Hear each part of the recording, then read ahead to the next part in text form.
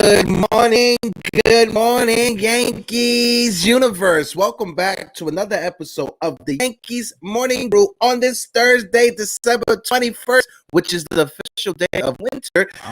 Like always, I'm your guy, Hector, joined by my co-host, Mr. TC Stills. TC, how you doing today, big fella? I'm good. Good to be here. I miss you guys. Miss this show. I mean, once a week is not enough. I can't wait till the season starts.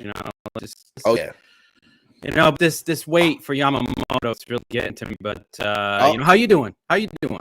Oh, I'm here. I'm right there with you when it comes for the wait for Yamamoto.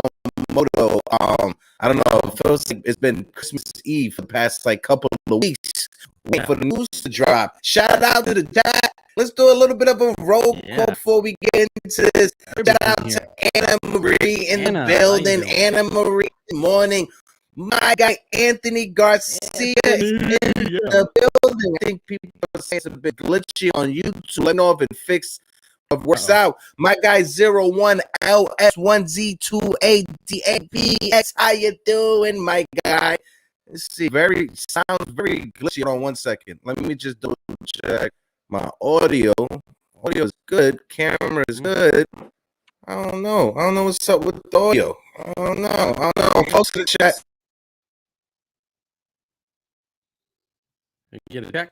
Oh, it's a bit glitchy on my end. But TC, how you doing, boy? How you doing, my guy? Let me try to fix this on my end. I'm good. Just working and trying to get through the Christmas. Getting everybody, all kids, settled with their presents and everything. So, it's a hectic time of year. But this baseball off season, man, just this waiting game. I mean, for Yamamoto, it's getting ridiculous. And I don't know. You guys in the chat, are you guys fed up with this? Are you ready for him to sign already? Or I mean, it's getting a little crazy, right? I mean, what's going on? We got Soto. I like the way our offense sets up nice. I can't wait to see the lineup. The lineup. See Baron Boone put together, but Yamamoto would be the greatest to add to. I think I'm gonna need what's going on. Can you hear me, TC? Problems. I hear you. You hear me? I have no idea what's up with my camera, folks. Bear with us 1 second. I hear you. We got technical difficulties right now. That's okay. Let me check right now. I apologize for that, folks. I apologize. How about now? It sounds better now? Okay. Thank you so much, Anna Marie. I do apologize for that. I have no idea what was going on. But good morning. We got 61 people in the building. If you guys can smack that like button. My guy Anthony Medina, mi hermano de la Islas in the building. Jonathan is in the building. My guy NFE from the strike zone. I got my guy Krista Flass in the building. Krista Flass, how you doing? El Don Sicario is in the building. My guy Yankee Cow, who always got to give a shout out to, always throwing us on his community tab. Yankee Cow, how you doing? David Elias is in the building. My guy DY is in the building. Salute to you. We got a special guest who is joining us, right? Big fan of their work over there. If you guys can, let's give a warm welcome to my guy, Rich Rivera. I'm going to bring him up momentarily. Let me just fix the layout real quick. There we go. Richie boy, how you doing? Good morning, Fly Guy. Good morning, Brew Sports Crew. I got my morning brew right here. Yeah, we got brew. We got some brew. This holiday season, happy holidays, Merry Christmas. All we got the holidays coming up, but you know what I want for Christmas this year, fellas? You know what I want? Yeah. Oh yeah, I'm right there with you. Tell him, Rich. Tell him. I want that number 18 jersey in pinstripes on that Christmas tree. I don't know about you guys. Let them know, Rich. Let them know. But first, before we continue, right? Let the folks in the chat know where they could find you. You guys do great work over there at Empire State of Baseball. I just recently found you guys over the past couple of weeks, and I got to say, you guys do an amazing job. So let the folks know where they can find you on YouTube and Twitter, and when do you guys normally drop a video or go live? And likewise, you guys doing great work as well. Well, there's multiple handles I can tell you guys to follow. The two major ones I will tell you about is go to our Instagram, give us a follow at Empire State of Baseball. spelled the way it sounds, no underscores, no dots, nothing, at Empire State of Baseball on Instagram and on X, which has been our hub at ESB Podcast. Again, no underscores, dots, at ESB Podcast on X. And of course, we go live on YouTube. Now we're in off-season mode. We're not pulling the Yankees Morning Brew and on a weekly to almost daily broadcast, waiting on Yamamoto. So we're chilling right now. But once the Yamamoto news drop, we're definitely going to do an emergency episode. So just keep tabs to us at ESP Podcast on X. Talking about, the link is in the chat. Shout out to the number one producer out there in the game, my guy Celso Porto. But you brought it up. Let's talk about the Yamamoto stuff, right? Because when it comes to Yoshinobu Yamamoto, my guy Tom Kozensky on Twitter puts it out. He says, please note this, that it isn't Yamamoto who is making this unbearable. It is the reporters who keep saying the same thing 40 different ways who are making this unbearable. And like my guy Johnny Lasagna pointed out on Twitter, this is what the reporters have been saying. Yamamoto wants the big stage. Yamamoto had dinner with Steve Coleman. Yamamoto is on a plane with his agent. Yankees are favored to land Yamamoto. Mets, Dodgers, and others are involved. A lot of conflicting reports on Twitter. Yamamoto could sign after Christmas or after the New Year's. That's what we've been hearing. We heard some guys, John Morosi, earlier in the week saying that Yamamoto could sign by the end of this week.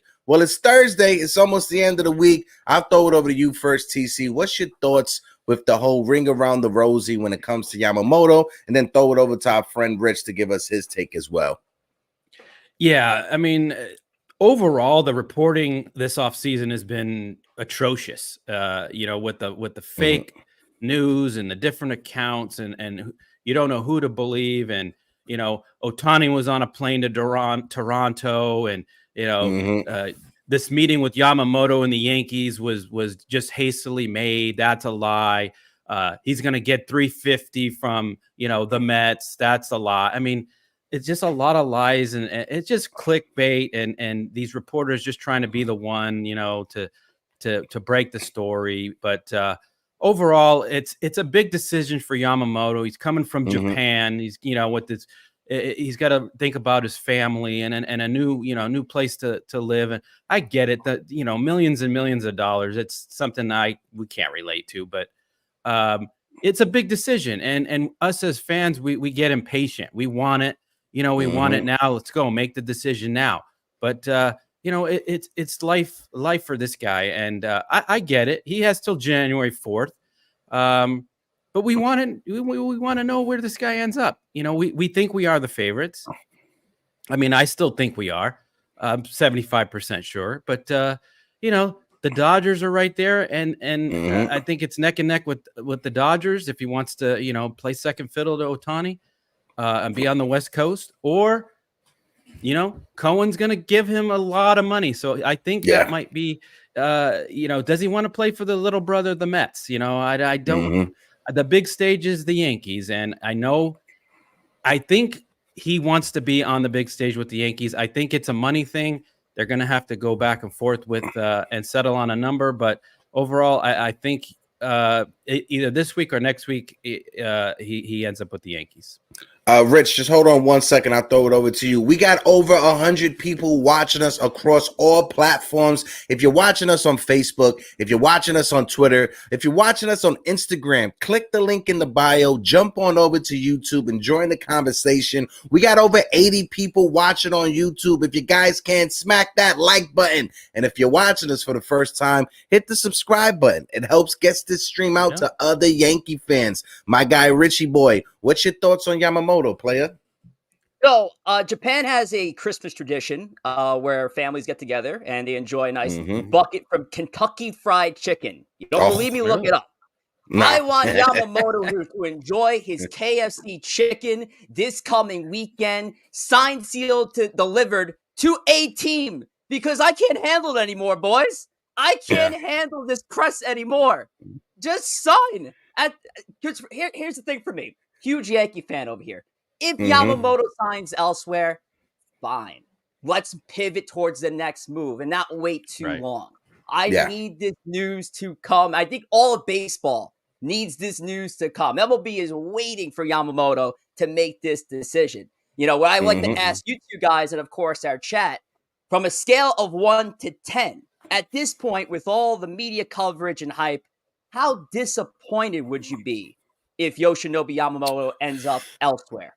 Oh man, I'll answer that right now. But before I do that, I want to shout out the super chats. My guy David Elias with a $2 super chat. Yamamoto is happening. Believe it. How it's winning. My guy David Cohen. Shout out to David Cohen, who has a little bit of relations to Steve Cohen. But David said, supposedly I heard on WFAN. Shout out to the fan. They do great work over there. That the Yankees offered $280 million. The Mets have an offer for $320 million. Not sure how reliable, but I've heard that rumor. Yeah, I heard a little bit further when it comes to the Yankees at like $290, $300 million. My guy Danny on YouTube with the $5 super chat who says fake news in politics, fake news in sports. The haters are going to hate. Go Yankees. I 100% agree with you, Danny boy.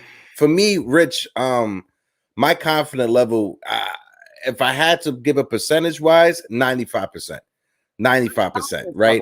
But I know from a scale of 1 to 10, how disappointed would you be?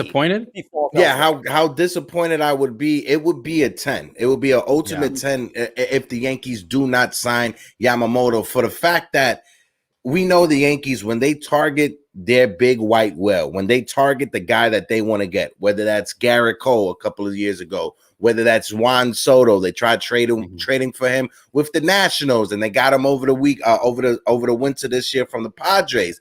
But Yamamoto has been the guy that the Yankees have been targeting. They've gone back and forth to Japan. I always put it out there. When Hal Steinbrenner got booed at the Old Timers game a couple of years ago, this Old Timers game, he wasn't in the stadium. He was in Japan with Brian Cashman watching Yamamoto. So the disappointment factor would be an all-time high for me if the Yankees don't sign Yamamoto. TC, what's your thoughts as well when it comes from a disappointment aspect? How disappointed would you be? Folks in the chat, let us know how disappointed you would be. David Cohen said, Hector, I love the Power Ranger sticker. Oh, of course. I'm a big-time Power Ranger fan. Go ahead, TC.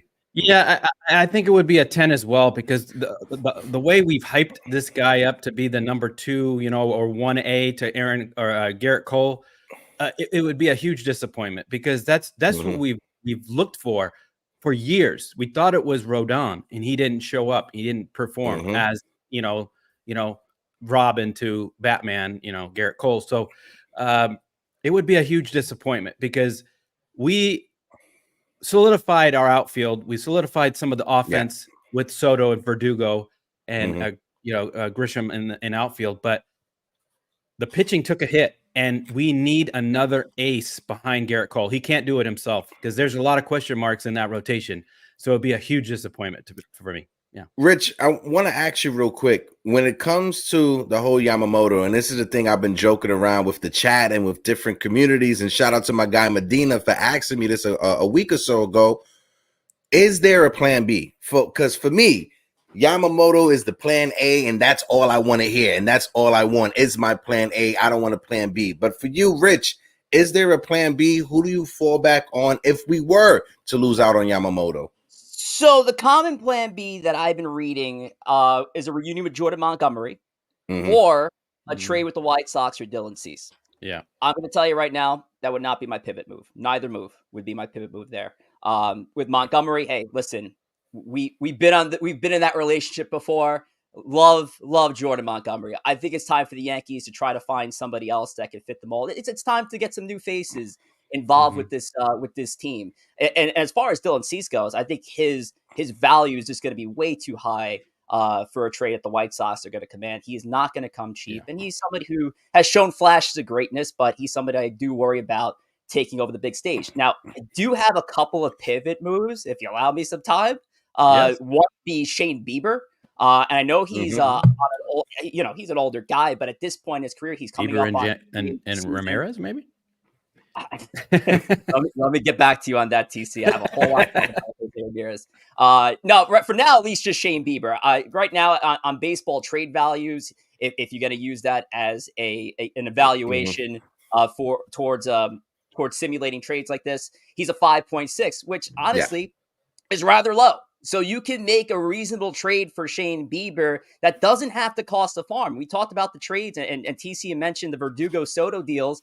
If you also want to compound the Rule 5 draft, the Yankees lost a ton of pitching talent in their farm system. The Yankees cannot be trading more pitchers, especially towards a big deal like a Dylan Cease. So if you work with the Guardians, who are known to just take a ton of prospects just to take a chance on, you can get a deal done. I don't think Bieber's going to cost you that much. Also, Lucas Giolito, Michael Lorenzen, two free agents that I like, right-handed arms. They're not going to cost you as much. If you lose out on Yamamoto, with that money you need to, the plan is with that money is you need to invest it in other areas that can help you, not just one, not just take the $33 million would have gave Yamamoto per year and give it to Montgomery. That's not sustained. That is not a sustained approach that the Yankees can afford right now. I'd say your pivot moves would be a guy like Shane Bieber or a cheaper option like a Lucas Giolito or Michael Lorenzen who could stay on the field. Yeah, listen, Shane Bieber, solid career, as a starting pitcher. When it comes to the Cleveland Guardians, I've been saying it for a while. Like my man Celso said, Rich came in ready to spit this morning. That is a fact. I've been saying it for a while that the Guardians, they gotta hit the rebuild button, right? So there's gonna be some pieces to get from the Cleveland Guardians when it comes to trades, right? So just keep a watch out on Cleveland, on other teams. You brought up Lucas Giolito, the Chicago White Sox as well as a team that you see them trying to trade some pieces off, but the White Sox are in a very weird predicament. They're not sure if they want to buy into the players they have or if they want to sell and try to hit that rebuild button and try to get some prospects back. We got over 101 people watching on YouTube. Folks, if you guys can smack that like button, let's get the likes up in the chat as well. 121 people watching across all platforms. If you're watching on Instagram, if you're watching on Twitter, if you're watching on Facebook, hit the link in the bio and come join the conversation over here. As well, I just want to let everybody know, next week, Thursday, December 28th, our friend Frank Luna will be on the show, and we will be doing a giveaway with our friend Frank Luna. Make sure you guys tune in. We'll be giving some Jose Trevino merch away, so you guys are going to want to be in the chat. Enter in for the contest. We're going to do a little duck racing with my guy Frank Luna. But no, going back to the Yamamoto thing, and I'm going to bring this up one more time. A lot of people are saying that the Yankees are favorite to land Yamamoto, right? As a Yankee fan, we love hearing that, right? Obviously, we love hearing that. But like I brought up to you guys before we jumped on the stream, last night, Twitter shut down for about 3 hours. And the panic that I had last night, thinking that the Yamamoto news was going to drop while Twitter wasn't working, was at an all-time high. I was listening to WFAN. I was watching on Facebook. I was strolling on Instagram, trying to get some news when it comes to Yamamoto. The news didn't drop, fortunately, but like Rich said, there is a yearly tradition over there in Japan when it comes to the New Year's. The KFC thing is a real thing, guys. Go look it up. There's a bunch of videos out there. It's actually hilarious, right? I wish we had a tradition like that over here in the States. We just watched the ball drop. They got it good over there. They actually have some good eats when it comes to the KFC. But no, you've seen the reports, like my friend David Cohen put in the chat, 280 million apparently from the Yankees, 320 from the Mets. Rich, I want to ask you, where's your cutoff point? Where are you saying no when it comes to money wise? How much money are you willing to give Yamamoto if you were the GM or the owner of the New York Yankees? Where do you have that cutoff line? TC, I'll ask you the same question. Folks in the chat, let us know, what is the limit you're going to when it comes to the dollar figures for Yamamoto? Go ahead, Rich. I came prepared. I got a little Texas Instrument calculator here because I want to. Oh, my guy, he came ready to go. $300 million threshold, right? Because that's exactly where we're headed towards. Now, I've seen. We should offer him 10 years. I hate the idea of offering a pitcher 10 years, especially one who hasn't thrown a single pitch in MLB. I think it's a risk, even with the best pitchers in Major League Baseball today. I think my amount, I would not want to exceed the current AAV of Garrett Cole, which I believe is $36 million. So let's just say. We're just going to do this live, ladies and gentlemen. So live mathematics. We're doing live math. That's what we're doing. All right. So here we go. Let's roll with see, my valuations aren't that great. I would want to go around the 33 million AAV mark. So whatever the years, I would say 33 million is our AAV. So if it's 33 over 7, that actually doesn't even get us to 300. So it tells you how off I'm probably going to be here. So I'm going to keep working this math. But I think we can figure out a way to not get past that Garrett Cole threshold here. I think that's where we want to be. We don't want to be over that $36 million AAV for Yamamoto here. TC, go ahead, brother. Yeah, I think. I mean, it's not my money, but speaking if I had the money there, I would say 9 years, 270. I would be at a 30 million a year for him. He hasn't pitched at all in MLB. It's just a astronomical amount of money for a player. I think it would be a record for an international player getting that kind of money right out the gate. But that's where I'd be if we had to go 10 years. I'd do 10, 300, and that's it. Because what's that? This is a $50 million fee for the signing, right? About 45, 50 million, depending. I think the more money you offer him, yeah, that puts it at 350. That I don't think Hal's going over that. So that's where I'd be.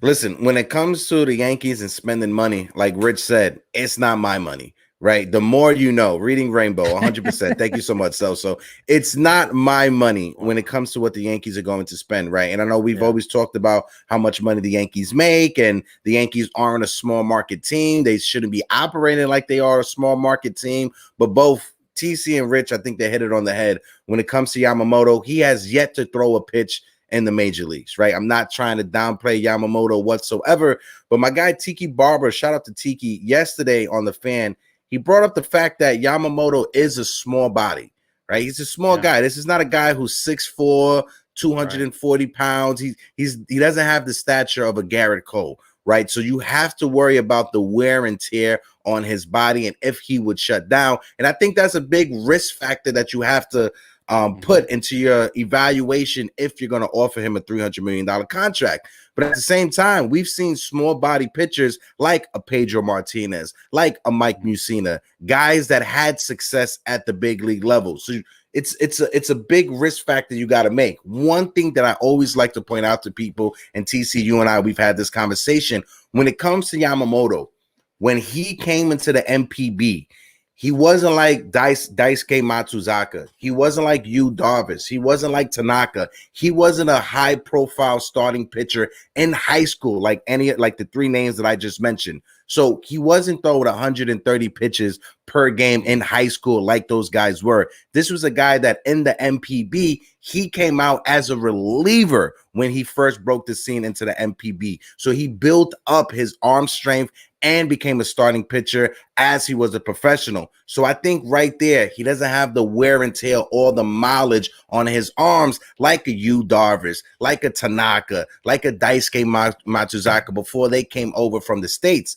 But at the same time, you saw last year with Kodai Senga in the New York Mets, he started pitching well, or his best pitching happened when they moved him to a 6-day starting rotation.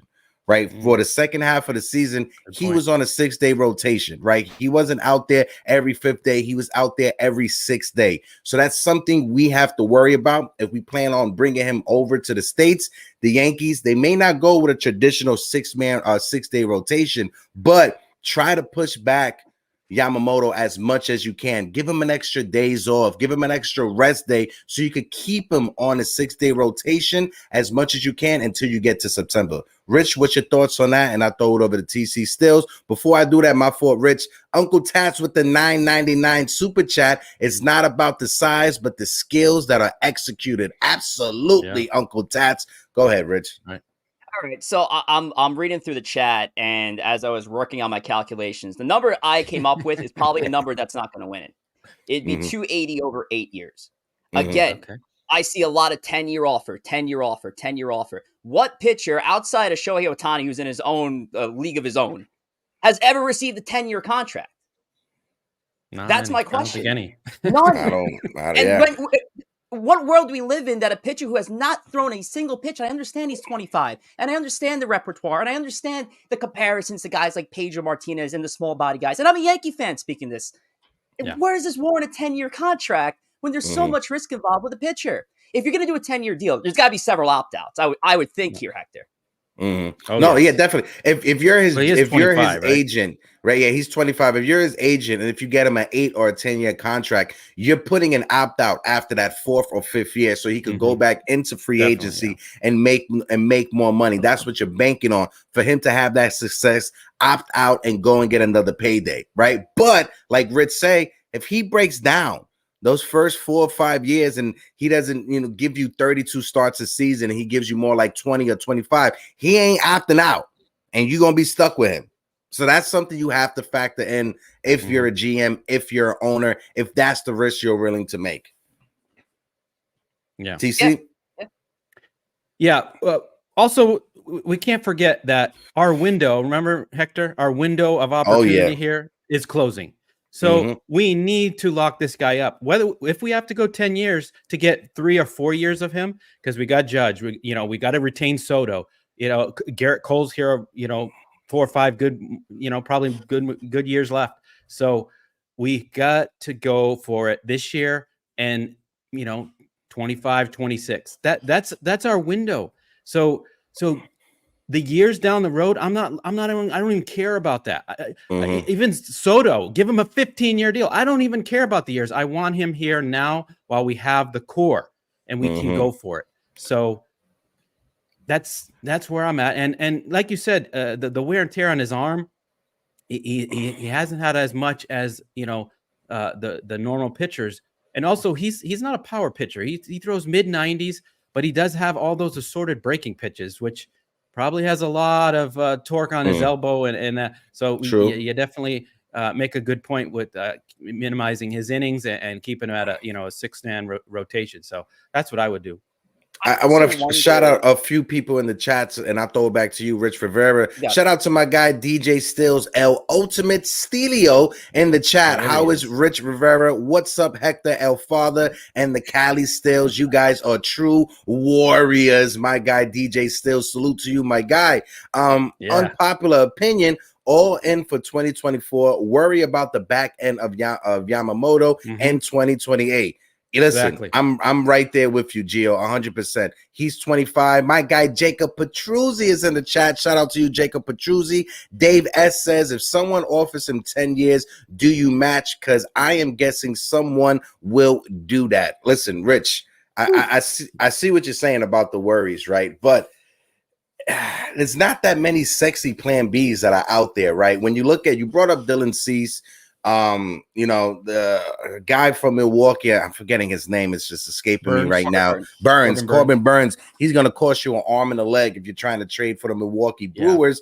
And when you look at Blake Snell, and I see a lot of Yankee fans out there saying, go for the sure thing when it comes to Blake Snell. This is my worries when it comes to Blake Snell. He's only pitched 180 innings twice in his career. And those are the 2 seasons he won a Cy Young. Besides that, he's never cracked more than 130 innings per season. So this is not a guy who is an innings eater. If you overpay for Blake Snell 30 or 35 million, you're paying 30 million for a guy only to get you through 5 or 6 innings.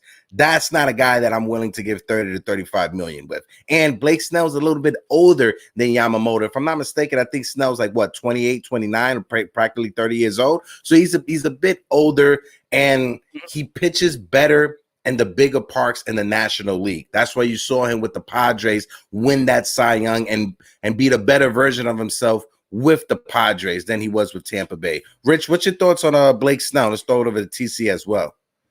Major regression candidate. Blake Snell would worry me big time. And listen, this is a guy who's familiar with the American League East, pitching most of his career with Tampa Bay. I mean, again, fantastic season with San Diego, but this guy is also 2 years removed from a 4.20 ERA among 27 games started. Prior to that, the numbers are all right, but in this kind of rotation, you have to take a chance on another veteran arm that's on the back end of their career. Now, here's another thing. I actually have this point. If Carlos Rodon's first year wouldn't have not been as nightmarish as it was, if Rodon would have put in the numbers that he put in with the Giants, and even if his better part of his years with the White Sox, do we even have this conversation about Yoshinobu Yamamoto if Rodon had a successful first year? I don't think so. No. I'm right there with you. That is a guy that, to me, he is a comeback player candidate right there. So if you add Yamamoto to that mix and Rodon has figured it out, I mean, you're looking at an elite rotation right there. But if you have to pivot off of Yamamoto, if Rodon can somehow figure it out, I think he's the key factor to that Yankees rotation next year, gentlemen. I think that's our guy that we're going to be looking at and rooting for and hope for, that he could be the guy that the Yankees had signed to that 6-year contract. What are your thoughts on that?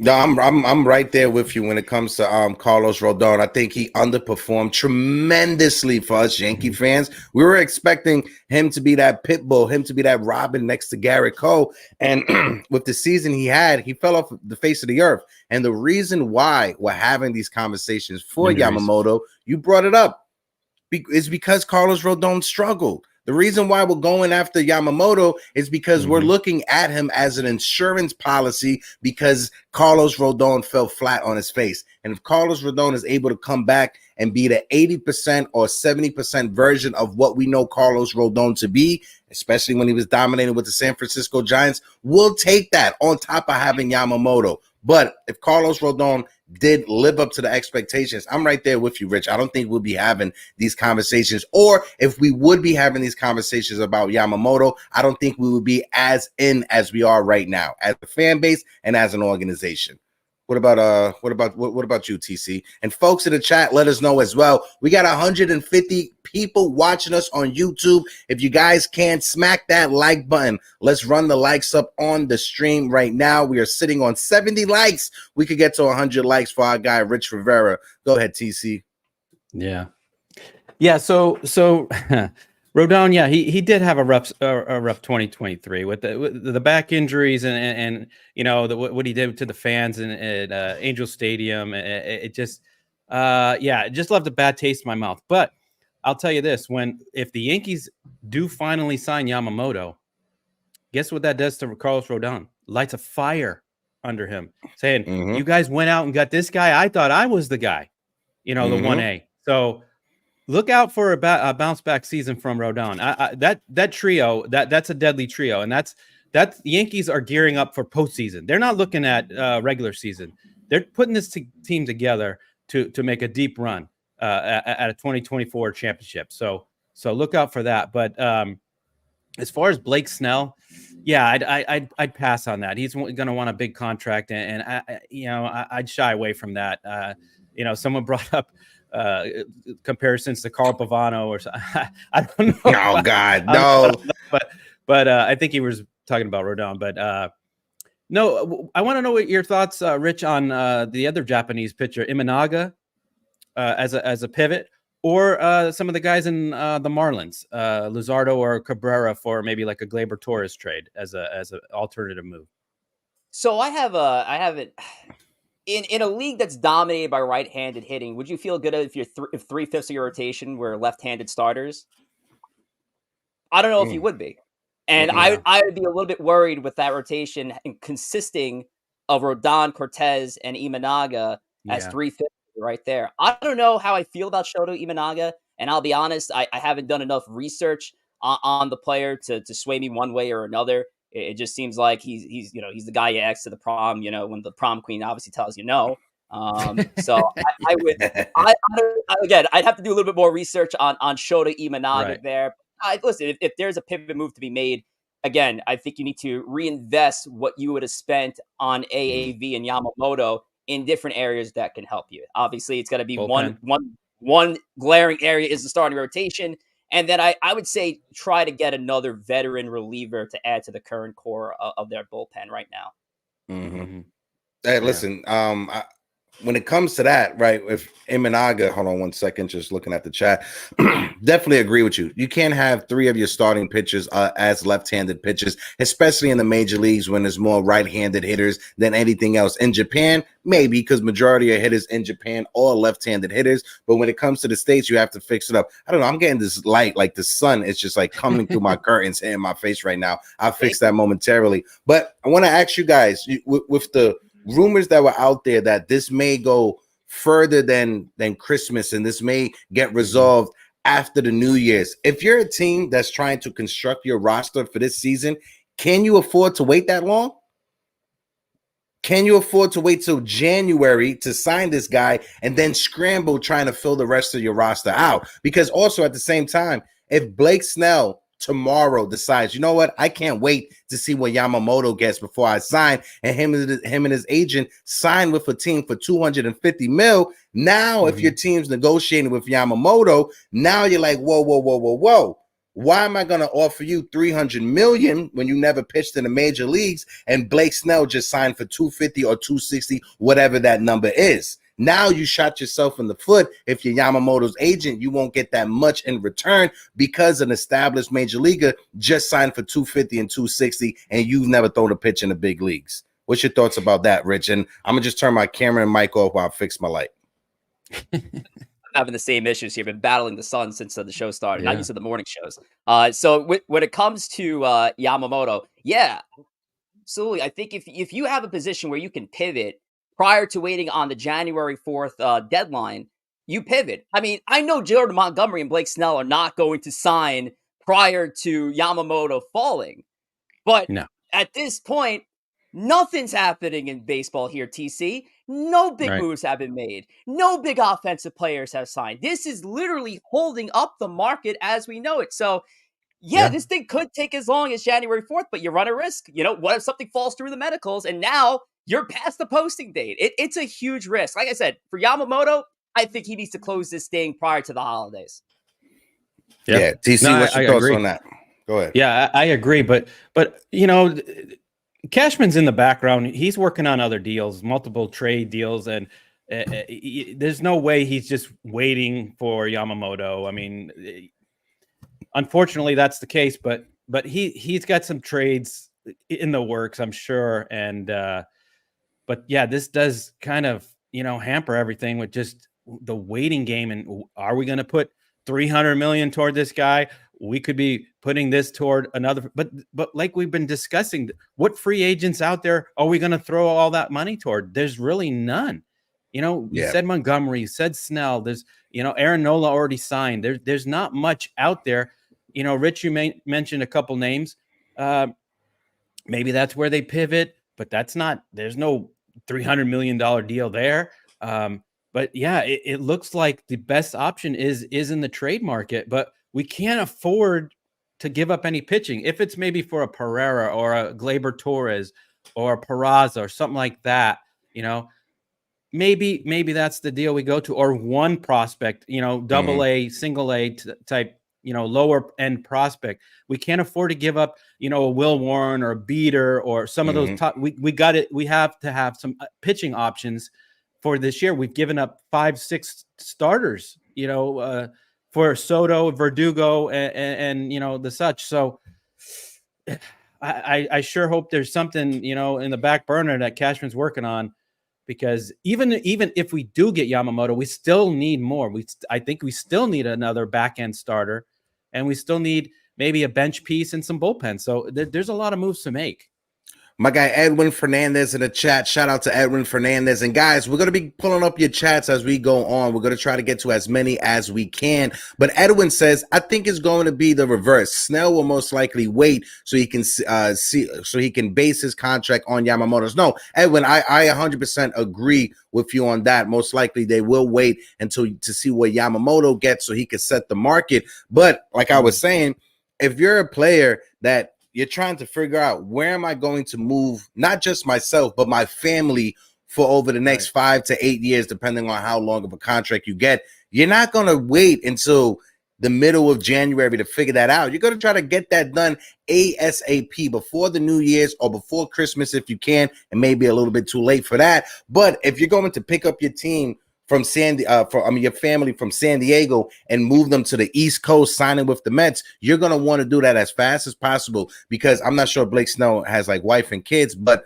school's already in session, right? Winter break is happening right now. So you're going to want to do all of that during the winter break, not when school is going, and you're going to have to figure all that. It's just going to be a nightmare trying to pick up all your stuff and move. But I definitely agree. They're going to wait till Yamamoto sign before they sit down with any other team.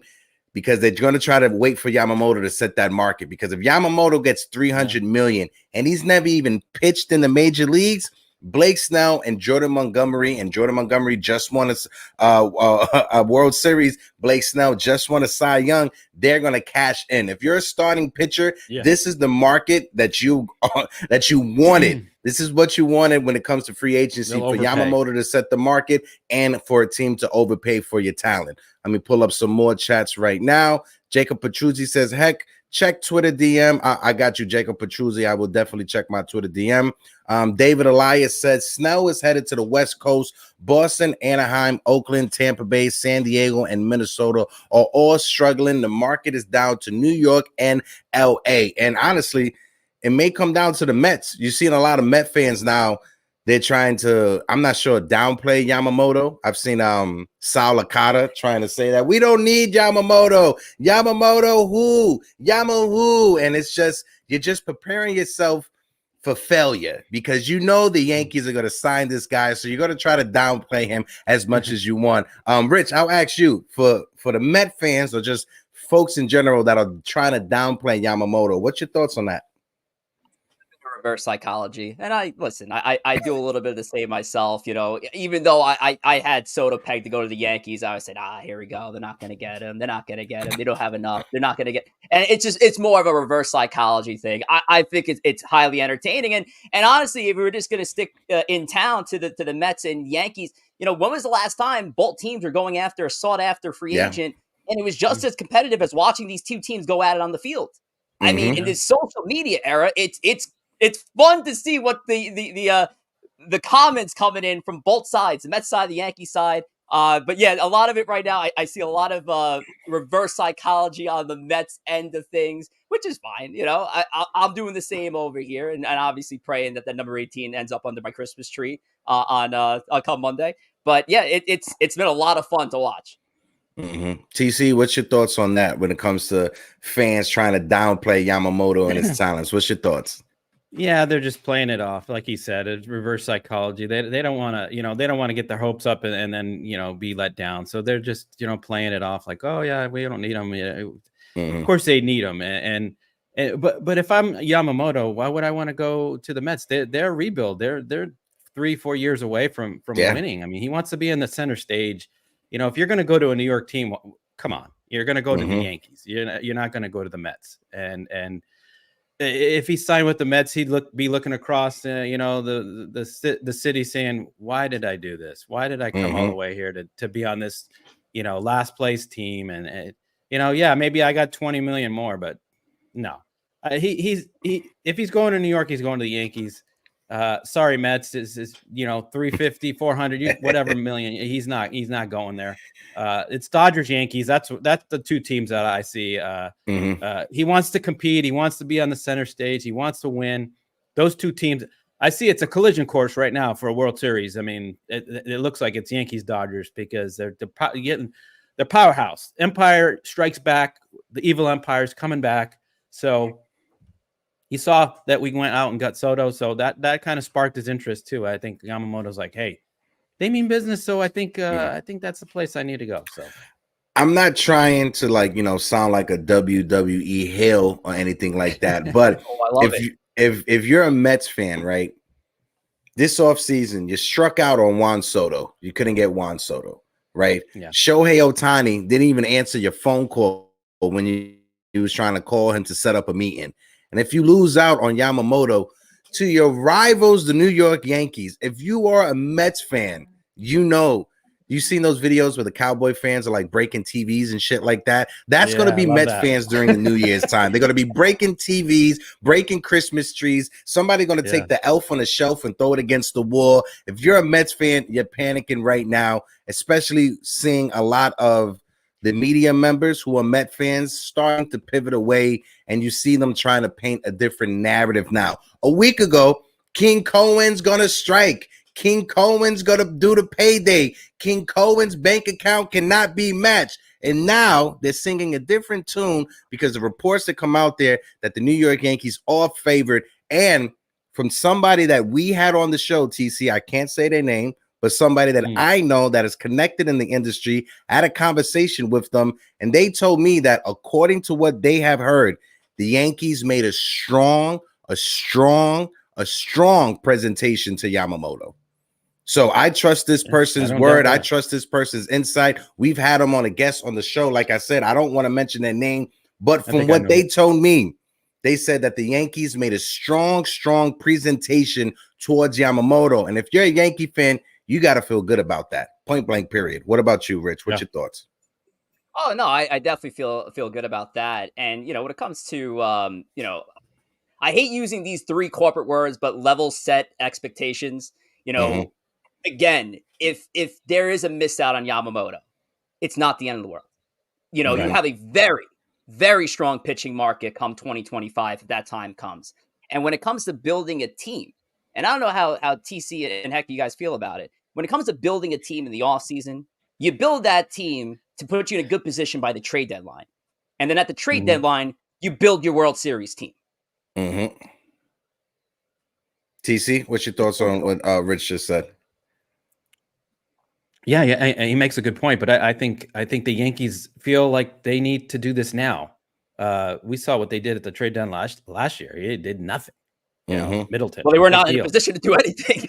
Yeah, that's true. But I mean, they still had a shot. They were only 6-7 games out. It was, and then all of a sudden, the wheels fell off. But I think they see the opportunity. The blood in the water. They want to get it. They want to go for it and get it. They don't want to, leave it up for chance and let the Dodgers take them or the Mets or they went out and they did Soto. That to me sparked such optimism. Like they are gonna go for it because we were screaming for Soto for years. Get Soto. Change the dynamic of this team. They went out and did it, and they did Verdugo as well and Grisham. So it was like, wow, okay, this team really means business. Howe was embarrassed. He's listening to the fans.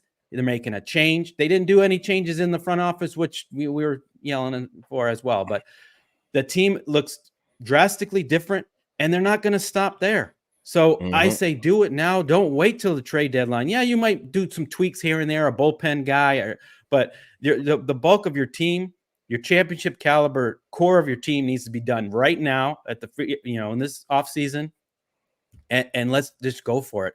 But yeah, like you said, Rich, it's not the end of the world, but it will be a letdown because we're kind of counting on Yamamoto to be here. No, I'm 100%. I'm right there with you, TC. Stravos in the chat says, source, listen, I'll tell you this right now. When the Yamamoto news is dropped, I will reveal what my source said. I will reveal who was my source and how I got that information. My guy, Arson Boone with the $1.99 super chat. I want Yamamoto under my umbrella. Allah, 100%. No, I'm right there with you. Again, we got over 200 people watching us across all platforms, 195 watching us on Twitter. On YouTube. If you guys can't smack that like button, I seen we had a bunch of people do the poll that we had. It was like 100 people. Over 50% of you Yankee fans in the chat said that if Yamamoto signs with someone else, you won't be that disappointed. And I'm right there with you because I have all the hope in the world. Well, not hope, I should say. I have all the confidence in the world that Hal Steinbrenner will get the deal done for Yamamoto. That's my confidence factor. When it comes to Brian Cashman is just there breathing oxygen, doing his job. But I have all my faith, and I put all my faith in Hal Steinbrenner because Hal was embarrassed after the season. Let's be real, Rich.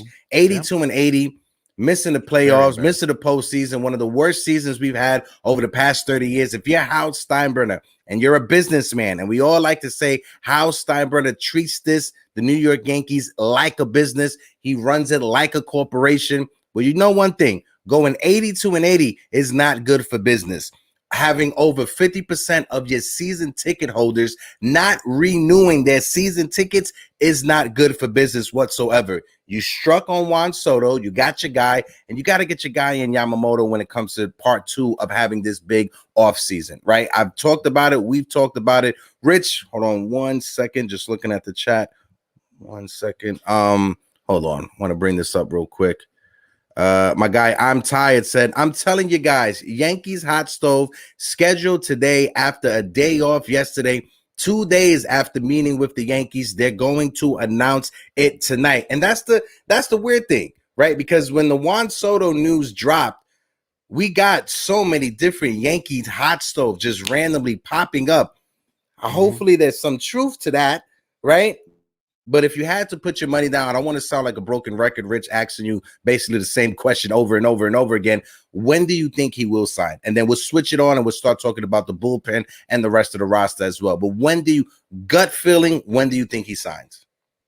I think we're getting a Christmas splash. I think it's going to be Christmas Day. I know it's going to sound unrealistic, but why? Wow. Like, I think if it wasn't any other bigger day, I would say like, all right, whatever. But this would be the grand end to the story if it ended on a major holiday. I would say Christmas Day, locked and loaded. It'll be official.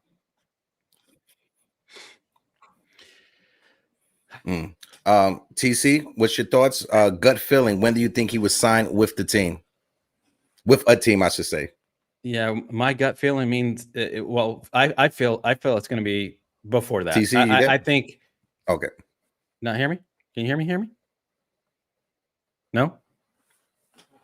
I can you guys hear me? Okay. Yeah, I hear you. Go ahead. No, I feel it's got to be this week. Yeah, you good. It's before Christmas. I say, I mean, I like that take about today. But I say tomorrow, Saturday. Saturday, the latest.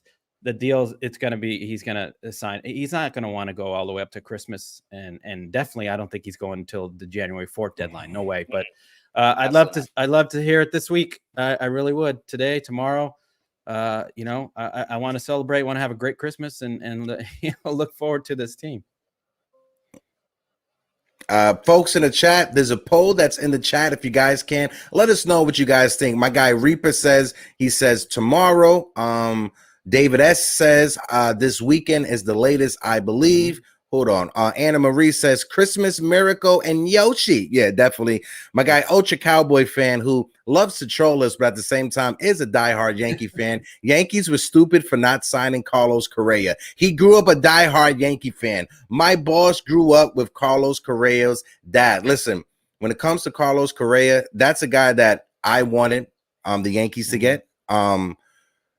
The injuries, you never want to wish bad on anyone. Yes, they're athletes, but they're humans at the end of the day. And when it comes to Carlos Correa, it's just bad luck. Lower body issues as a shortstop, as a baseball player. If you have lower body injuries, it doesn't do good for you in baseball because you use majority of your lower body when you're out there, whether you're fielding, whether you're hitting. So when it comes to Carlos Correa, I think that was a bullet that we dodged. I think that was a good dodge for us, not signing Carlos Correa and getting invested over $300 million when it comes to Carlos Correa. The Mets as well, the San Francisco Giants, like that whole fiasco with him signing with the Mets and then pulling out and then signing with the Giants and then pulling out just to go back to Minnesota.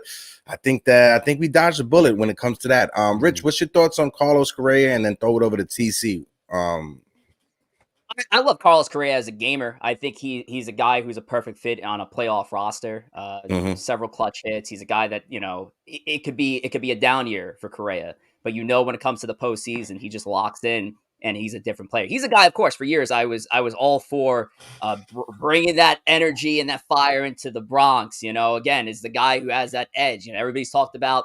What Josh Donaldson was supposed to be for the Yankees, bringing that edge to that clubhouse. Now it's more Alex Verdugo. They think Verdugo should shake things up, which gets you excited. Correa is that guy. He plays that sort of fire. Would have loved to have seen that in the Bronx.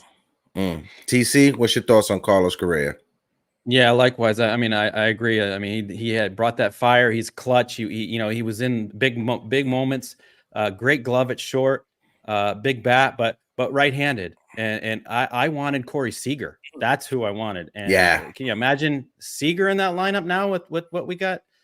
But I think we did dodge a bullet. I mean, Volpe will give him a pass on last year.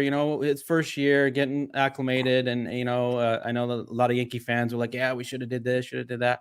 Got to give him a chance, because they were very high on Volpe. So But Correa would have, he would have done some damage in the Yankee lineup with Judge and now especially what we got, with Soto. But I preferred Corey Seager, and then look at what he did. I mean, he just wow, what a year. Hey, I just wanted to say, did we have an open panel today? I'll have it later on. I'll put the link out later on around like 12:15 for the open panel. Make sure the chat was prepared for that. Yeah, we will be having an open panel. I'll put the link out in about 15-20 minutes for the open panel. We are sitting at 2,164 subscribers, 36 subscribers away from 2,200. If you haven't hit the subscribe button, hit the subscribe button for your boys. But I want to ask you to be a little devil's advocate over here, Rich and TC. If the Yankees did sign Corey Seager, if Corey Seager was a part of this roster, do we make the trade for Juan Soto? Do you think the front office pulls the trigger on Juan Soto if we already have Corey Seager in our lineup? Folks in the chat, let us know as well. If the Yankees had Corey Seager in that lineup, do they even trade for Juan Soto? I think they still would have been in the conversation. I don't know if the need would have been as desired because you had a left-handed hitter doing it in a premium position. This is a guy who still pops 20 home runs. He has the ability to hit over 300. He's an on-base machine, but obviously not to the level of what Juan Soto is. I think they would have been in the market. I don't know if they would have been as aggressive. Yeah, I agree with you on that. TC, what's your thoughts? If the Yankees had Corey Seager, would they have given up Michael King for Juan Soto? Well, it depends on we have Corey Seager, but did we have the year we did 82 and 80? Is that the same record? I think with Corey Seager in the lineup, we are definitely a wild card team. Okay, so if we made the postseason, we probably don't do the go all out for Juan Soto. I think that the fact that we were embarrassed, didn't make the postseason, almost a 500 team, that's what triggered the Juan Soto deal. So. Because everybody they heard the chatter. From Pete, us, Jason, everybody about screaming for Soto. So, yeah, I think if we made the postseason, with Corey Seager, I don't think they go out and get Juan Soto. I don't. My guy Hector Cruz in the chat says, I think Soto was the big move that Kay referred to last year, but San Diego backed out. That's a nice little conspiracy theory right there. Shout out my guy Hector Cruz for that insight. I think so too, because right before the spring training started, we got, after signing Carlos Rodon, we got that from Michael Kay. The Yankees aren't done. They got one more big move ready to go. And we never saw that big move. We had to wait how many months before we got Juan Soto? So we got Juan Soto. Hopefully that was the big move they were talking about. But let's pivot and let's switch gears before the open panel. And let's talk about the bullpen. We got to figure out the rest of the roster as well. Rich Rivera, Josh Hader's out there. You got Hicks out there. Where are you going for this bullpen? Do you like how we have the bullpen right now, or are you still adding arms? I think the Yankees, if you're talking about an 8-man bullpen, I think the Yankees have 6 names that I feel good about going into the 2024 season with. That being Clay Holmes, Jonathan Loaisiga, Tommy Kahnle, Scott Effross, which many people forget about, who's coming back off his injury, Victor Gonzalez, who is newly acquired, and the last pitcher, Ian Hamilton. So I think that 6 going in is a solid start. The Yankees, I never lose faith in them in trying to unlock a veteran arm from somewhere. Look what they did with Clay Holmes. Look what they did with Ian Hamilton, Wandy Peralta. They're going to throw a few spring training invites out there. They may make another small little move that no one thinks about.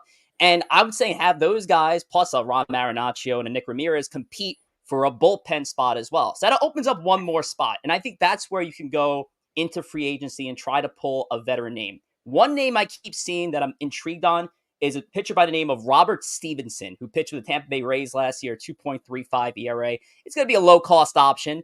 I like it as a small move, but honestly, I want a guy who's been part of big games, who's familiar with the team. I like a reunion with David Robertson for a third time. Okay. I like that move for the team, and I think he's going to net somewhere around that 1 year, $10 million range, which is fine at the modest deal. But I think if you add that to the back end of the bullpen, I think you're looking at a pretty strong Yankees relief corps. Oh, that's solid. Nice little reunion with David Robinson as an insurance policy. TC, what's your thoughts? You're muted, big fella. Yep.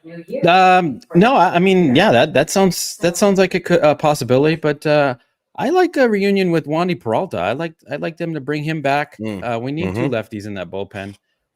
Jordan Hicks is a good option, free agent.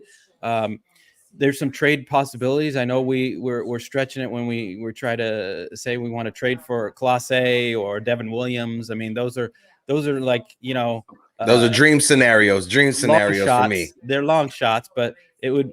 I do really think if we want to make a long run at this, this year, a championship run, we got to get a closer. And I do not trust Clay Holmes. I don't trust Clay Holmes as a closer. I like him as a setup man, but we need a bona fide closer. Another name that Rich did forget to mention is Luis Hill. Yes, he's a possibility for the bullpen if they don't make him a starter. I know he's a transition, but that's a guy that to keep an eye on too, also for the bullpen. My guy Ultra Cowboy fan says Beta Boone digs Hector. Absolutely. I'm on Aaron Boone's speed dial whenever he needs gluten-free cupcakes. That I'm the guy that he calls for the gluten-free cupcakes. But no, Luis Hill is a guy, like you said, TC. It's a guy as a sleeper pick. I would have him in the bullpen, not as a starting pitcher. That's just me personally. I like him more coming out of that bullpen. And shout out to my guy Dane Huber, who does a lot of the farm report over there at NYYU. From the reports, Luis Hill, his fastball, it's already touching 100 miles per hour. So it seems like Luis Hill is ready to go for this season. So expect big things out of Luis Hill coming out of that bullpen. And I want to finally see a healthy Jonathan Loaisiga. That's what I want to see this season. Jonathan Loaisiga was a guy that the Yankees, you could tell, were trying to groom to become a closer. Obviously, injuries over the past couple of seasons deterred that. But when it comes to Jonathan Loaisiga, the stuff is there. It's a question of if he can stay healthy for an entire season. Because I'm right there with you, TC. When it comes to Clay Holmes, I love him as a 7th inning guy. I love him as an 8th inning guy. As a closer, I'm not too sure if he can handle the grinds of a closer for 162 games out of the season or even a postseason. So when it comes to Clay Holmes, I'm not sold on him being a closer. He's more of a ground ball pitcher. I need a closer to be more of a strikeout guy. Just my opinion. What's your thoughts on that, Rich? Do you have all the faith in the world in Clay Holmes? I do have faith in Clay Holmes because I think if we look at the closer position, this is not the closing position that we've grown up with, where it seemed like every team in baseball had an elite closer at the helm. Mm-hmm. It's not the game nowadays. If you can name the elite closers in baseball, there's probably maybe 3, and that you have to include Edwin Diaz in that mix if you're just talking, if everybody's healthy in here. As far as Clay Holmes go, I'm fine with him as a Yankees closer. He put in top 10 numbers as a closer last year, 2.86 ERA, 2.454. Listen, is there always room for improvement? Of course there is. But if the Yankees are going in with Clay Holmes as our guy to start, I'm not hating that back end of the bullpen. Again, we're past the days where every team had an Eric Gagne or Trevor Hoffman in the back end of the bullpen. So I am perfectly content with the leading 6 that I mentioned just before. Mm-hmm. We got a burner account from Andy Martino. Breaking news. But the fake Andy Martino says Yankees agree Yamamoto 10 years, 390 million. Shout out to Andy Martino for breaking the news over here at Yankees Morning Brew. Thank you. Obviously that's a troll. Let's celebrate. Out to the fake Andy Martino. I appreciate your sub, your viewership, and if you can hit the like button for your boys, we'll like that too. Go ahead, TC. Yeah, I'm I'm not as confident as Rich is with Clay Holmes because he has moments where he just cannot find the plate in the 9th inning. I can't have that in the postseason. I just he's all over the place, and I need a guy that just consistent. I mean, I know the days of Rivera, having that just Rivera's in, let's just kick back and watch him. No worries. Oh yeah. There's not many of those guys out there, but yeah, I mean, like Rich said, there's not many elite closers anymore. But I have faith that the Yankees, that's one thing that they do find is those guys, the diamonds in the rough, the Ian Hamiltons and the Clay Holmes, those guys that can turn 4 ERAs into 2 ERAs. And Matt Blake does does wonders. So I think there might be some guys out there. There's also some possibilities with the Florida Marlins, some trades there. Luzardo, Nardi, there's different avenues they can go down. I think we do need probably at least two more arms in that bullpen. But I would love to see a bona fide closer. I really would. That would seal the deal for me. No, I'm right there with you. Rich, just want to ask you real quick because I'm about to put the link in the chat for the open panel. You still down to rock with us for a few? You good? Oh, come on, all man. Right. I'm in. Copy. We're going to put the link for the open panel in the chat. Like always, if you guys don't know what the open panel is, we allow our entire community, Yankee fans, to come up, give us their take when it comes to the Yankees, what's their thoughts. But like always, if you're going to come up for the open panel, please be respectful and mindful for the YouTube terms of services, Facebook, Twitter, and Instagram. Let's respect the terms of services if you guys come onto the open panel. On top of that, be respectful for one another. If somebody is in the middle of giving their take, allow them to finish before you jump in, because the same time will be given to you. And just want to throw one thing out there, just because we have a lot of people coming onto the open panel, if you guys can keep your answers to as short as possible, that way we could get everybody involved in the conversation. And I'm going to bring you guys up as you guys appeared on the screen. I mean, in the queue. Just give me 1 second. Let me move this around. Bing, bang, boom. I'm going to bring my guy, David Cohen, up. DC. David, let me get a thumbs up, David, before I bring you up, just to make sure you're ready to go. My guy, DC, how you doing, big fella? I'm good, bro. Can you hear me? Yeah. Perfect. Crystal clear. How you feeling, Dave? Good, brother. What's up, Dave? How are you? TC, I'm good. How you doing? Rich, how we doing? Chilling. Good. Dave, let us know. Sir. What's your thoughts? When will Yamamoto sign? Do you have a crystal ball? Can you predict the future? And if you can, give us the lotto numbers so we can all share it and we can all hit big on the lotto. And we can all retire, okay? Yeah, I know. First of all, I'm not related to Steve Cohen, so... No, I know. I just like fucking. I love busting your balls. I'm gonna say Friday because I don't think he wants to stretch this out to Christmas. At least I want to believe he doesn't want to stretch this out to Christmas or even close to New Year's, because remember, the 4th is when he has to sign with somebody, otherwise he's going back to Japan. So I'm gonna say tomorrow. Copy. I'm gonna say tomorrow. Copy. What's up with what's your thoughts on the closer, Clay Holmes? What's your thoughts before you bring up? I got Sean Browning and Jonathan backstage that I bring up to join us momentarily. But what's your thoughts on Clay Holmes? I said it in the chat. He's not a closer. Rich, I heard what you're saying. I'm glad you have belief in him, because for me, it's just Chapman all over again. So he's definitely not a closer. He could be a 7th or an 8th inning guy. He's not a closer. So if it were me, give me Garrett Crochet. I trust him more as a closer. That's a good one. So I like it. And listen, you're gonna trust. Go ahead, Rich. I like Garrett Crochet as well. It would have to be a role that you'd have to build him into.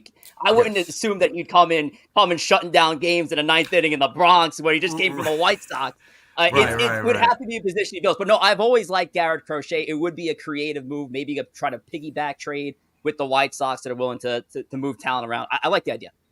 Well, they always mention him in a Dylan Cease trade. I would even try to get him. I would just try to go and get him in general. But if you could get him in a Cease trade, I wouldn't turn it down either. Now, I want to ask you guys, because you guys both mentioned the White Sox, right, when giving your take. Kenyon Middleton, are you guys opposed to the Yankees? He was mentioning about that. I was saying Kenyon Middleton actually pitched well when he came from Chicago. Yeah, because the thing what Middleton said coming over to the Yankees was, in Chicago there was no structure, right? That's the one thing that they was lacking in Chicago, was just no structure. It was just the players running wild. And when he came over to the Yankees, he fell in love with that structure that the Yankees had, and he had his best part of the season with the Yankees. When we got him, he had an ERA over 4.5. With the Yankees, his ERA was below 3, striking dudes out left and right. So Kenyon Middleton is a guy that I'm like, I wouldn't be too reluctant to not bring back. That's a guy that I would say you got to bring him back just as insurance. I wanted to bring him back anyway, because like you said, he pitched well. So why not have him in the bullpen? TC, what's your thoughts on Middleton? And let's throw it over to Rich, and then I'll bring up Sean Browning and Jonathan as well to get in on the conversation. Yeah, no, not opposed to bringing him back. I would love to see him back. He had a great season for us. I'm surprised they haven't signed him already. I mean, I can't just foresee him sure being that expensive. bullpen up. Yeah, I mean, it's just don't leave him out there and let someone else grab him. I don't know. He's already pitched in New York. You already see it. You know, instead of bringing in a guy that you don't know, he's already proven that he can pitch there. He loves it here, and yeah, I'd bring him back. Sign him already. He's a nice low cost option. He's a guy who's not going to warrant anything more than $5 million, and it's probably just going to be a 1-year deal. I think he did fine in his short stint in the Bronx, and I would be absolutely open for a reunion with Kenyon Milton. Yep. Copy. Isn't it crazy? Give me 1 second. Give me one second, Dave. Right. Sean Browning and Jonathan, just hold on. I'm going to bring you guys up. But first, I'm going to bring up my guy, Gio, Unpopular Opinion. Gio, let me get a thumbs up. Let me know if you're ready to rock. I got the thumbs up from Gio. Unpopular Opinion, my guy. Pop, how you doing? What's How you up, doing, fellas? Happy holidays. Happy holidays. I spoke to you in a while. Happy holidays. Yeah, I know. Happy holidays to you. Gio, first, before you give your take, right, I just got to say, what you and Grace are doing on the Saturday episodes, amazing. The Grace and Gio show, you guys are doing great stuff. I just got to give you your applause and give you your flowers for that. I know we have a group chat that we can text, but I want to do it in front of everybody that are watching us right now. If you guys haven't watched the Grace and Gio show, make sure you guys tune in. It comes on every Saturday. They pre-recorded. It's not a live. As they get more comfortable doing this, probably will transition into a live, but they do the pre-record. It drops on Saturday. Make sure you guys tune into it. It'll probably be dropping one this Saturday as well. Gio, let them know. Put in the chat if you can the telephone number again. Make sure you guys, if you guys can, call in, leave a voicemail for Grace and Gio so they can respond to you. Go ahead, G. I got you right now. Voicemail is 203-433-2006, guys. Copy. David, go ahead, bro, and then I want to throw it over to Gio to get his take. Yeah, what I was trying to say though was, wait a minute, what were we talking about before you brought up Gio? The bullpen. We was talking about Middleton. Middleton, yeah. Isn't it crazy that in a down year for us, he enjoyed being with us more than he did in Chicago? It's crazy. It's crazy. And then imagine what it's like. He could just imagine what it's like in the postseason with the New York Yankees, because that fan base that we have in the Bronx, you can hate us, you can love us, but when it comes to Yankee fans, we go hard for our team, right? I can't wait to be in the stadium this season. We're going to be doing a lot of in-game at the stadium events. Make sure you guys follow. Make sure you guys tune in. And if any of you guys are in the New York City area and you guys want to go to a game with me, let me know. We could definitely link up and go to a game. Gio, I want to get your take when it comes to Yamamoto. No spoilers, because I know you guys got a show that you guys got to record for Saturday. But what's your take on Yamamoto? When will he sign, and what's your thoughts?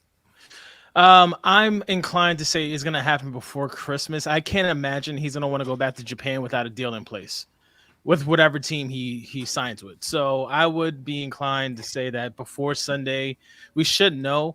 I have a little conspiracy that I think that get your tinfoil hats out. Tinfoil hats time.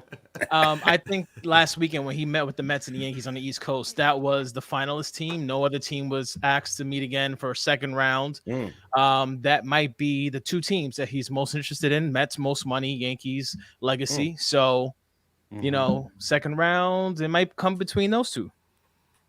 That's a great take right there. Rich, I want to ask you, how much money will you be willing to leave on the table to sign with a team that you would want to go? Would you rather go to the most money or the team that you want to go to? I know you're shaking your head over there, but what's the most money that you're willing to leave on the table? I know it's kind of hard for us to imagine that because we're just thousandaires, a bunch of jabrokies over here. We don't got the money like Yamamoto.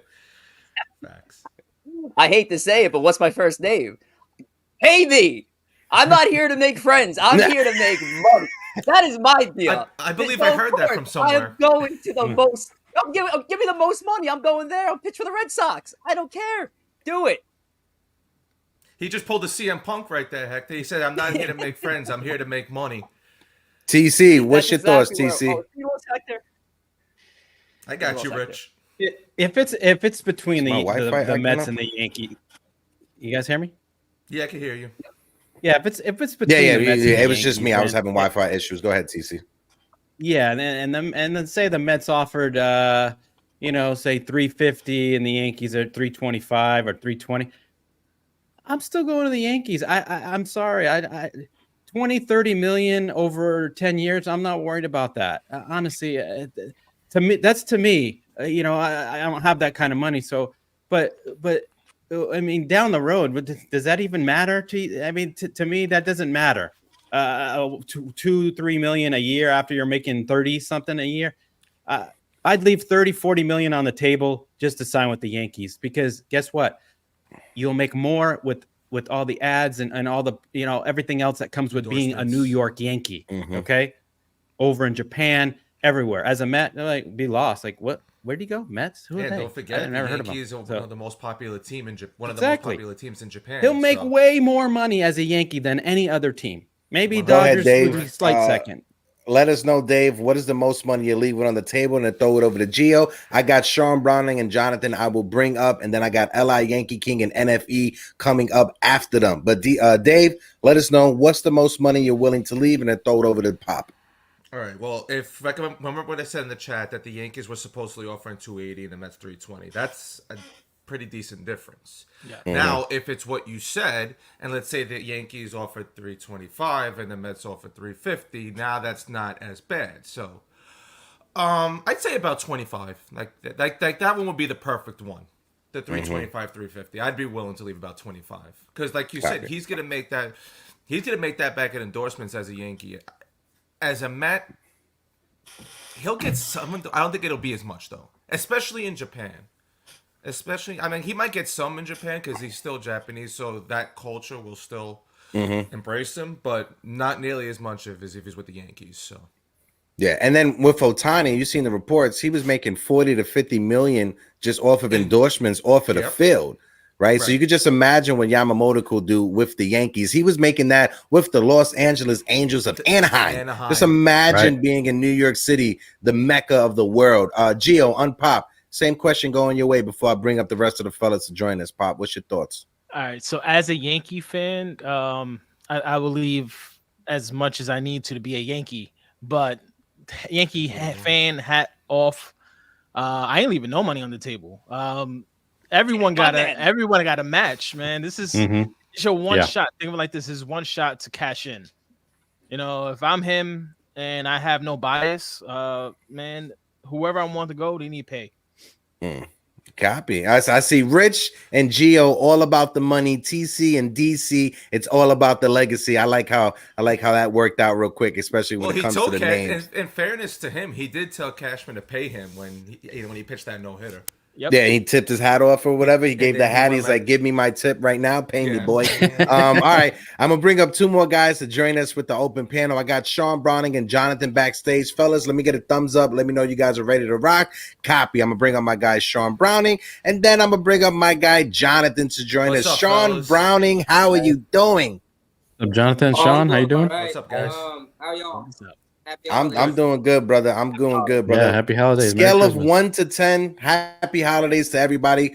Scale of 1 to 10, Sean Browning. How confident are you that the Yankees will get this done? And when will you think it will be announced? And let's throw it over to Jonathan. And then I got LI and I got NFE backstage that I want to bring up as well. Go ahead, Sean. How far can I go? Because I'm at 10. What happened? What was you broke up a little bit? How far can I go go ahead. past 10? Because you could go to 100 if you want to, Sean. I'm just, we've been courting him for a whole year. We've been at every game. We've been at the no-hitter. We've been full court press. I mean, if you put that much attention courting a lady, you're not walking away. And the same thing, you know what I'm saying? You're gonna get it done somehow, some way. You're not gonna like. I'm right there with you. I'm right there with you. Yeah, I like that comparison. Yeah, Jonathan, I want to throw it over to you. Jonathan, what's your thoughts when it comes to Yamamoto? When will he sign? How confident are you? And then I'm gonna bring up NFE and LI Yankee King. If I could just ask NFE, I know you're backstage. If you can't, just turn your camera off, just because I know you're driving. But if you can, just turn your camera off just for YouTube turns and services. Go ahead, Jonathan. I honestly think I'll give you an estimate of what I think. I think he signed as early as today, as late as Sunday. Between now and between today and Sunday, that's my prediction. And I think he's I need to get my thoughts straight. No problem. I'll throw it over to Rich. Rich, I'll throw it over to you and then TC as well. I just need to remember your question because you were breaking up when you asked me. Sorry about that, Jonathan. I said, how confident are you on the Yankees signing Yamamoto, and when will you think it will happen? Sorry about that if I broke up. I'm fairly confident. I'm saying basically a 9.9 at this point. There's very little chance that I don't see Yamamoto not coming to the Yankees. The fact is, he's been seen with wearing a Yankee hat. The Yankees want him, and the Yankees know that if they don't get him, the fans will murder them more than they did last year.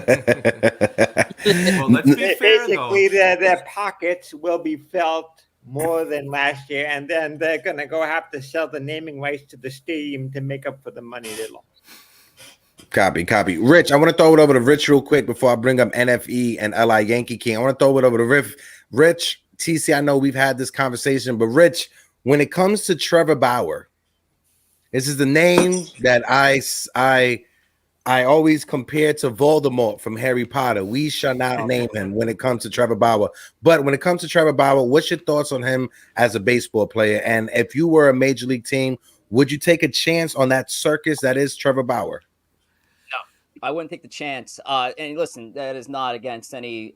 Trevor Bauer is a talented starting pitcher. You've seen what he's done at the top of his game in the major league level. I think the Yankees are trying to get away from players that are just a headache to deal with in the press. And listen, regardless of the situation that happened with Bauer, he's going to be a media nightmare to deal with. When the Yankees had to make tough decisions on what to do with Jimmy Cordero and Domingo Germán early in the season, the team didn't hesitate in throwing him on the restricted list. And then when the time came, they cut both of them.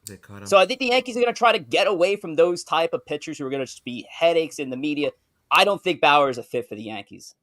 Copy. DC, David Cohen, I'll throw it over to you, throw it over to Gio, Sean Browning, Jonathan, and TC before I bring up the rest of the fellas. What's your thoughts when it comes to Trevor Bauer? I mean, listen, I have no problem with anybody. Listen, I don't think he's going to sign with the Yankees, but I think someone will give him a shot. I can't foresee him going for a lot of money, especially if he goes to a smaller market team, even with what he's been through. I don't think it'll be as much as a big deal as everybody thinks. So, and it says supposedly he added a knuckleball to his repertoire. I don't know how true that is, but if he added a pitch like that and he throws already over 95, that could only help him. So, I would give him a shot. Everybody deserves a second chance. So, listen, when it comes to Trevor Bauer, he's not a spring chicken anymore. He's not 28 or 29. The man's 33 years old. So that's also something you got to put in your thoughts if you're even thinking about Trevor Bauer. But like Rich said, when it comes to his ability as a baseball player, nobody's going to deny that he is an amazing starting pitcher. No one's going to deny that. But it's everything else that comes with it. And I think in New York City, that just spells it's just a recipe for disaster. Now, if he was to go back to the Cincinnati Reds, cool. If he was to go to a team like the Kansas City Royals, where they only have like 5 newspapers covering the team, copy. I can see that. But coming to the New York Yankees, which has the most media attached to it, and if the Yankees sign Yamamoto, you could just imagine how crazy that locker room is going to be with the extra media coming over from Japan. Gio, I want to throw it over to you to get your thoughts. What do you think about Trevor Bauer? And let's throw it over to Sean Browning and Jonathan before I bring up the fellas to get ready to close this out. So I have a very unpopular opinion, and hence your name, Unpop. If you're going to be the evil empire and create a Death Star, Trevor Bauer, Juan Soto, Yamamoto would be amazing. And you know what? I get the whole media frenzy behind it. I get everything that comes with Trevor Bauer. But if the Yankees would embrace it, just embrace it and have fun in that locker room, who knows? Trevor Bauer might be that guy that helps gel everything. I want Aaron Judge on YouTube. Like, I want to see him on a podcast. Like, everyone needs to loosen up in that Yankee, like, just the brass just needs to come down a little bit and have a little bit more fun. Address the situation that was obviously false.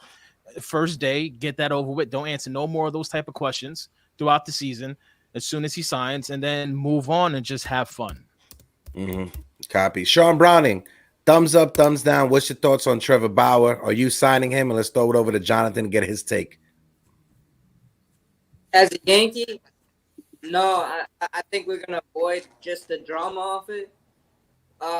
But is how Manfred's gonna react, because the reason I say that is MLB has a track record with players who have been restricted or banned, for a time period.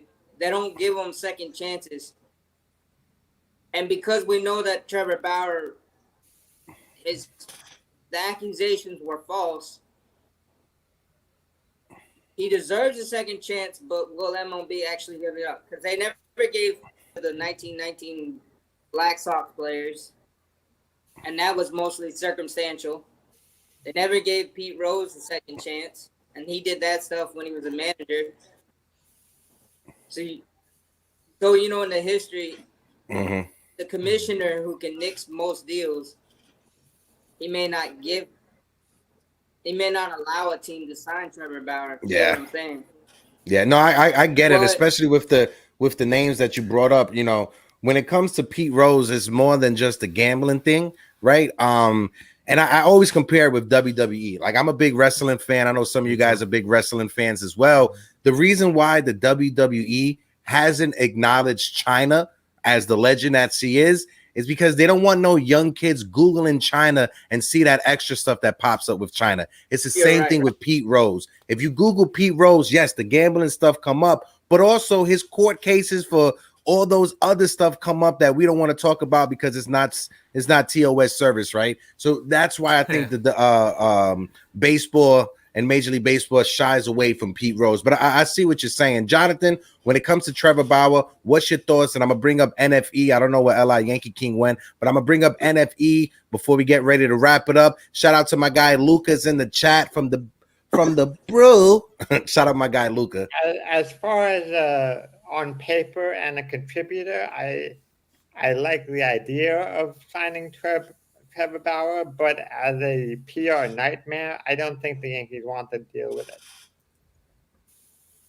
Okay. So I think they will focus on the PR nightmare over the other stuff, and they will not do it. Copy. All right, I'm gonna bring up my guy NFE. I know NFE has his camera on. Off. NFE, can you hear us, my brother? I can hear you. Copy. NFE, thank you for joining the conversation. We're about to start wrapping it up soon. Sorry to bring you up so late, NFE. But if you can, let's get your take when it comes to Yamamoto. What's your thoughts? When would he sign? And also, if you want to throw in your thoughts about Trevor Bauer, you could do that as well. And then we'll throw it over to Rich to close us out because we're about to get ready to wrap things up. Go ahead, NFE. Yeah, first off, good to see you guys again. I missed all of you. So I miss you too, my brother. I miss you too. Yeah. I love your channel, by the way. I always for kind words. Thank you. Yeah, now I'm 88 subscribers. I'm trying to get to that 100. So yes, you'll be there in no time, brother. Good for you, guys, man. If Good you guys for you, haven't NFE. subscribed to the Strike Zone, please subscribe to the Strike Zone. If you want NFE, you're more than welcome to put the link in the chat, like always, so people can subscribe to your channel. But go ahead, brother. The floor is yours. Yeah. So as far as Yamamoto goes, my confidence level for the Yankees to sign him, I'm 99%. That's my confidence level. I think the Yankees will get this deal done. As far as when they'll get it done, I'd say by this weekend. So I'm going to say by Saturday, I think a deal gets done. To me, that only makes sense, especially with Christmas coming up. I want to say they want to try and wrap this thing up before Christmas so they don't have to worry about this going into the holiday. So I think they want to try and wrap it up by the weekend. That's what I think. Copy. What's your thoughts on Trevor Bauer? So, I've been asked this question a few times, and here's my thought. I think he should be given another chance. I know it's been a little while since he pitched in the majors. it's been about 3 or 4 years. I don't know that the Yankees would sign him, but if they did, I would be okay on a 1-year deal. He does have to prove himself. That's what I think, because I think he's got some good stuff, but I wouldn't sign him to like a longer contract or anything like that, multi-year. Yeah. So maybe on a 1-year deal, I would accept it. Yeah, and also too, we also got to remember too, when he first joined that league that he was playing in, it wasn't the MPB, it was like a second-tier league over there in Japan. He struggled for the first half of the season that he was out there. It wasn't until his last few starts he started to look like the old Trevor Bauer. So we don't know if he has any rust, right? He hasn't pitched in competitive baseball in almost over 2 years, almost 2 years. So we don't know how it's going to look coming back over to the States and making that transition with the bigger baseball. Yes, Trevor Bauer, he's a beast. He studies the game. He probably is always training and different facilities practicing, but it's different than actually being out there on the field. Folks, I got to wrap things up just because I got a doctor's appointment later on. L.I. Yankee King, I know you're backstage. I'm sorry about that, brother, but I want to throw it over to Richie Rivera. I'm gonna bring everybody down real quick. I'm gonna just leave myself, TC, and Rich on the panel. I appreciate all of you guys. DC, my guy Gio, my guy Jonathan, Sean Browning, NFE the Strike Zone as well. I'm gonna just bring you guys down. Appreciate you guys. Again, Rich, thank you so much for joining us this morning. Appreciate you taking time. We got to do this again. If you guys ever want me or TC on your channel, just reach out. I'll be down to come on, and I definitely got to have you back on again. We'll absolutely 100% be in touch for a future appearance on Empire State of Baseball. But thank you for having me. This was so much fun today. Yeah. Just so the people, if they didn't catch you at the beginning, let them know where they could catch you on Twitter, Instagram, Facebook, YouTube, whatever. Let them know where they can follow you guys. All right. Only 2 handles I need you guys to remember. On Instagram at Empire State of Baseball, and on X at ESB Podcast. There's no dots, no underscores. That's where our hub, that's where our communication happens. That's where we break all the news on when our next shows are. Of course, we're in off-season mode right now. So our next episode is going to be barring where Yamamoto ends up. So we'll let you guys all know when that show is live. And shout out to my co-hosts, by the way, Joe, Corey, and Tom as well. You can follow them on their direct socials as well. But you got to follow us first at ESP Podcast and Empire State of Baseball. Appreciate you. TC, like always, my brother from another mother. Appreciate you like always. Shout out to the chat. Appreciate all of you loyal members that are in the chat. We had over 200 people in the building. So we definitely appreciate all of you guys. My guy Anthony Medina, the Strike Zone, Stephen B, Anna Marie LeBeau, love you, Anna Marie, Big Time Jerry Cadell, Cadzilla, Casey Funtime, L.I. Yankee King, Jonathan, the Big Blue, the twins. Shout out to Luca and Alex over there. Like I said, appreciate all of you guys. Until next time, deuces.